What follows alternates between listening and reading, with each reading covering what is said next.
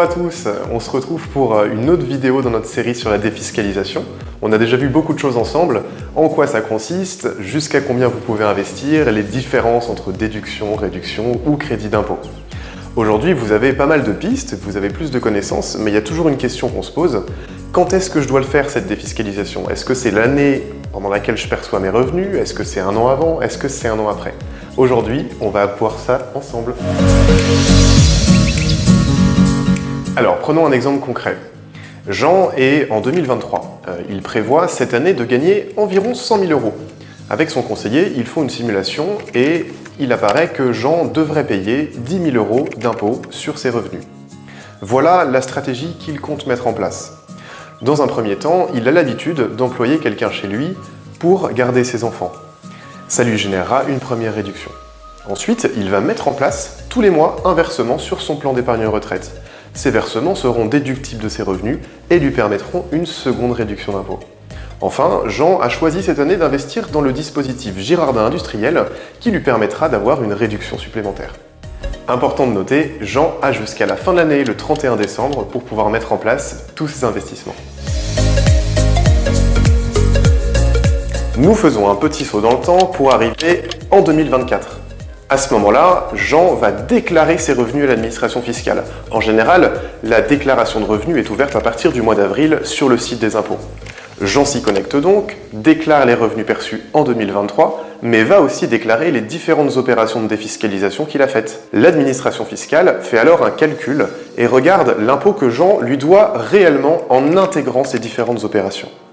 Elle va alors comparer ce montant à ce qui a été prélevé à la source l'année précédente.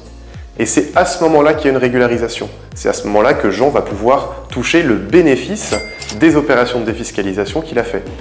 En général, ce bénéfice va être versé à partir du mois de juillet.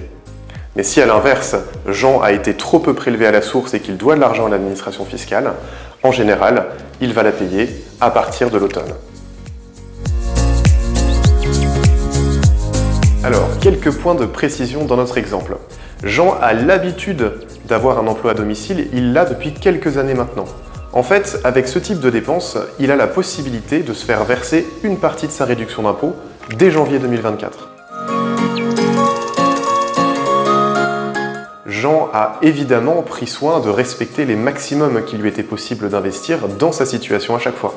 Si vous avez un petit peu de mal avec ces notions, on vous renvoie vers la vidéo précédente. Autre point important à noter, même si Jean a toute l'année 2023 pour engager des dépenses de défiscalisation, tous les investissements ne sont pas forcément disponibles à la même période. En réalité, le Girardin industriel se fait traditionnellement plutôt en début d'année et à l'inverse, d'autres investissements comme dans des PME innovantes se font plutôt vers la fin de l'année. Il ne faut pas se précipiter à la fin de l'année et préparer en amont votre stratégie de défiscalisation. Si on doit vraiment vous donner un conseil, c'est ça. Pour ça, faites-vous accompagner par un conseiller ou utilisez Grisby qui vous donnera des pistes en fonction des simulations que vous faites. Si vous voulez en savoir plus sur la défiscalisation, n'hésitez pas à abonnez-vous à votre chaîne YouTube. On a déjà fait une série de quelques vidéos qui complètent ce sujet. Si vous êtes intéressé par la gestion de patrimoine au global, notre chaîne a plein de retransmissions de webinaires qu'on organise régulièrement. Vous y trouverez énormément d'infos avec des intervenants passionnants.